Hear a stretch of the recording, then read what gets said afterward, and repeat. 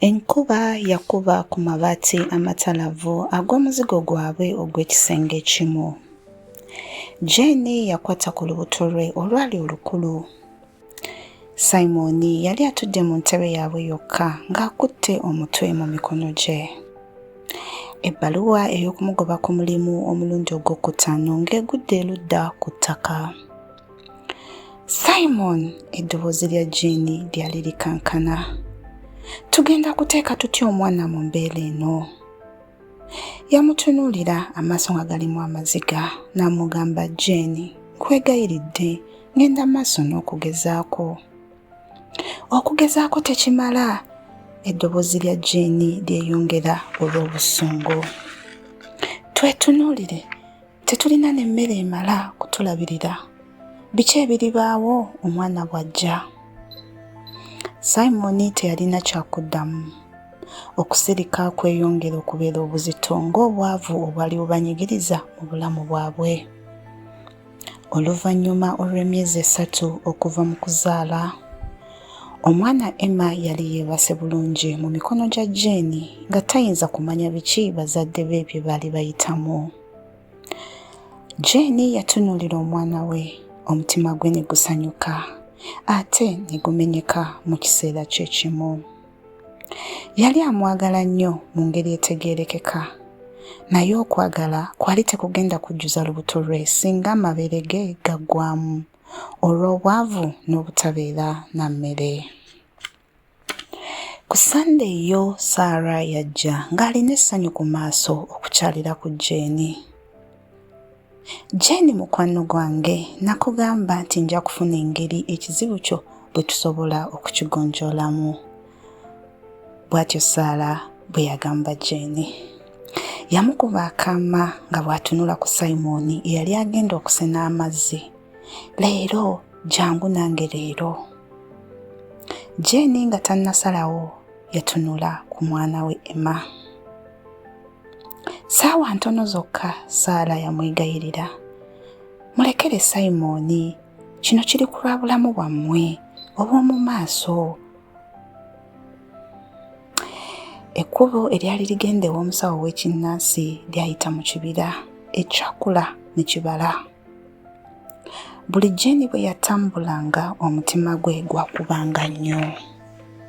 Wabula Sarah yatambulanga n'obuvumu mu ye. Sarah, ddala kiki kino? Neesiga, Sarah yamugamba, ndabyeko by'asobola okukola. Omwana wa ssenga wange omujjukira yalinga ggwe, naye kati laba, ennyumba mpya, motoka mpya, buli kimu kipya. Bwe batyo batuuka ku ssabo. Lyali lya ttaka ng'era ttonotono, nga liteereddwako amagumba, ebinyonyi n'ebintu ebirala bingi Jane bye yasalawo obutayagala kumanya. Omukka gwali guva mu nda nga gugenda mu bbanka ogwakyankalanya olubuto lwa Jane. Omusawo w'ekinnansi yali atudde ku ttaka ng'asimbye ebigere, amaaso ge nga gatuuka ddala ku mwoyo gwa Jane. Ensimbi eŋŋanda, emmwanyi n'eddagala byali bimwetoolodde. Kale, eddoboozi lye lyali nga lya mayinja. Oyagala kuva mu bwavu? Jane yanyeenya omutwe ng'akkiriza. Omusawo Omuganda yasuula ensimbi ze n'ayogera ebigambo eby'ensirifu. N'atunula waggulu ng'amwenya. Ye, osobola okufuna obugagga obutaliiko kkomo. Ssente zijja kukulukutira nga omugga. Mazima, eddoboozi lya Jane lyali kisumuluzo eky'essuubi n'okutya nga birwanagana mu kifuba kye. Naye okusooka yamutunuulira mu maaso. Weetegese okukola kyonna kye nkusaba? Omusawo Omuganda bwe yagamba Jane. Jane yali tannamuddamu. Sarah n'ayogera nti yeetegese dda era akkiriza. Omusawo w'ekinnansi n'amwenya nnyo. N'amugamba kirungi. Emabega w'ekifo kino waliwo ekintu. Buli kyonna ky'olabayo kireete gye ndi. ekyo kye kigenda okubeera ekiweebwayo omuwendo gwo ogw'obugagga.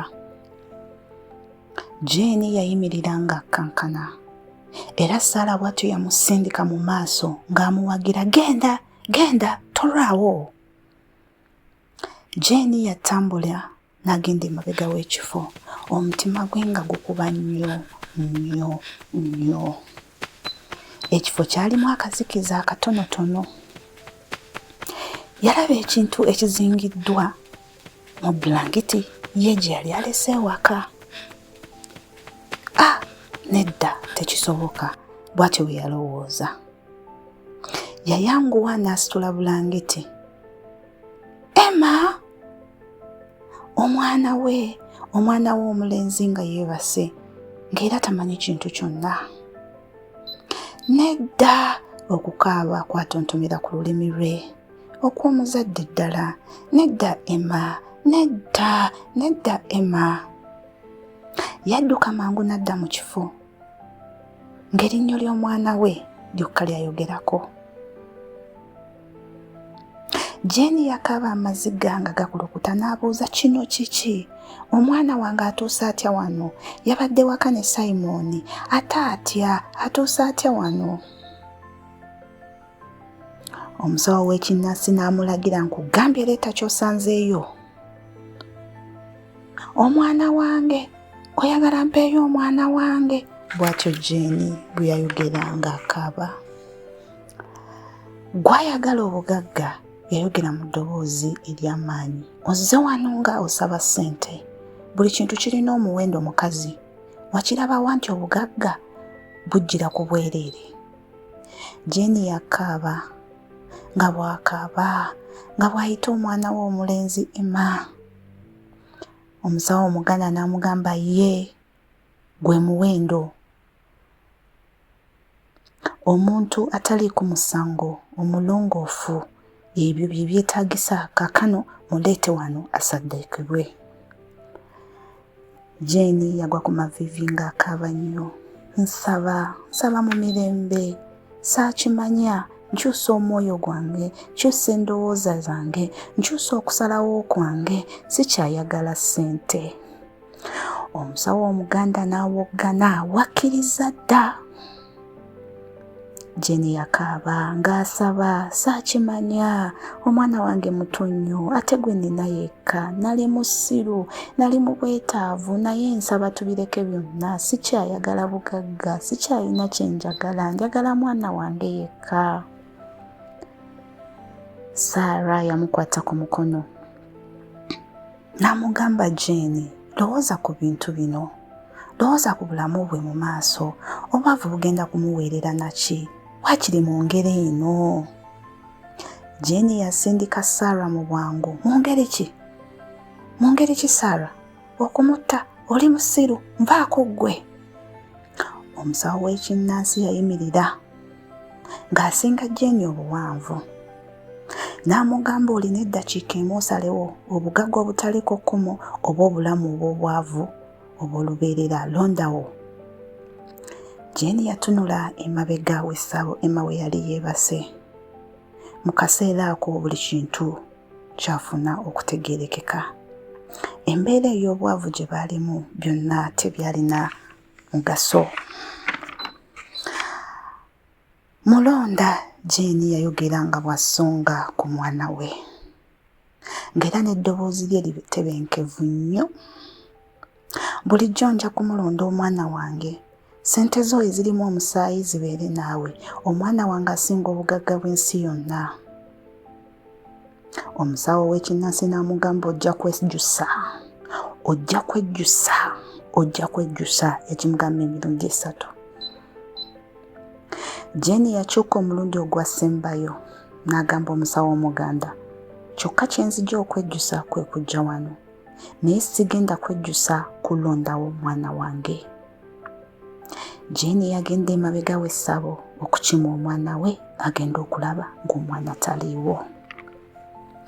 Woowe! Jane yakuba omulanga era yadduka mu kibira ng'amaloboozi ag'obusungu aga Sarah gamuvaako emabega. Olugendo lwatwala essaawa mu magenda mu kudda lwali lwa ddakiika buddakiika.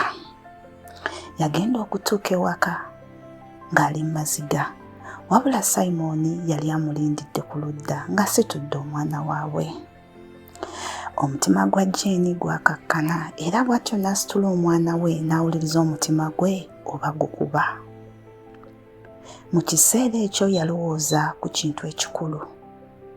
Ssente temala byonna. Ekiro ekyo Emma nga yeebase wakati waabwe, Jane ne Simon baakwatagana emikono okumpi n'omubiri gwe omutono.